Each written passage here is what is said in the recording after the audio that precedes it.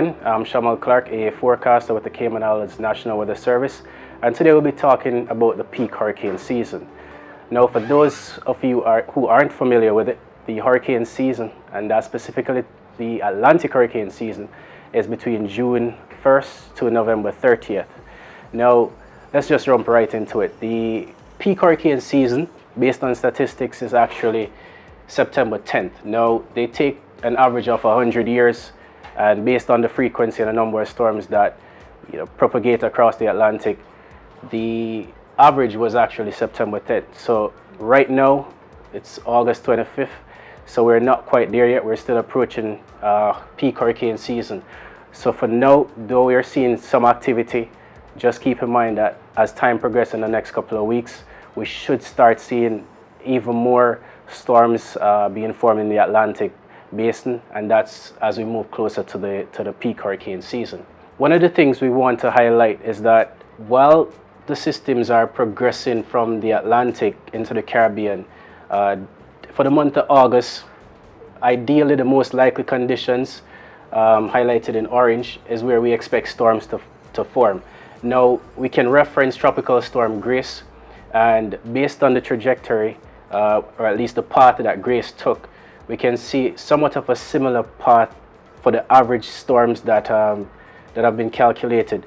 And it took somewhere close to the northeast, eastern Caribbean, and then moved just south of us. So that's basically what we expect during August month. Now, as we move towards peak hurricane season, which is in September, what can we expect? Well, the most likely areas for storms to develop over the Northwest Caribbean and over the Northeast Caribbean. Now, what does that mean for us? The likelihood of a lot more activity being in the Northwest Caribbean and affecting us is highly possible during the September month. So just keep that in mind, that the season might start slow, but as things progress and as things develop, that closer to peak hurricane season, the more likely that storms could affect our region. It all depends on a lot of factors, including the high pressure system over the Atlantic, how strong it is, whether or not it will keep systems to the south, or if it's weak, then it will probably turn a little earlier. And that's why you'll probably end up with two most likely cases, one being over the Northeast Caribbean and then moving across the Bahamas and over the Northwestern Caribbean. Now, how does the season look so far? How is it matching up with the expected or the forecast situation? Well, so far we've had 8 named storms, one of which actually was a hurricane, and then one major hurricane, which is actually Grace.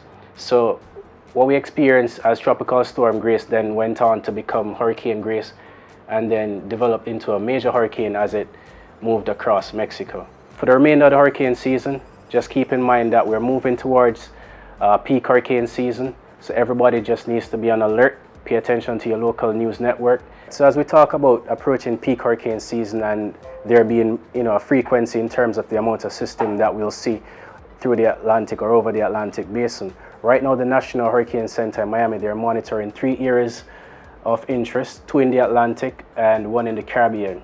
Now the one in the Caribbean is closer to us, and if we look on satellite imagery, we can see a lot of showers associated with that tropical wave that's extending through Hispaniola. Now that system is anticipated to move westward for now, and as soon as it gets over the Southwest Caribbean, is anticipated to strengthen a little bit and then move in a more northwest trajectory across the Yucatan in the next couple of days.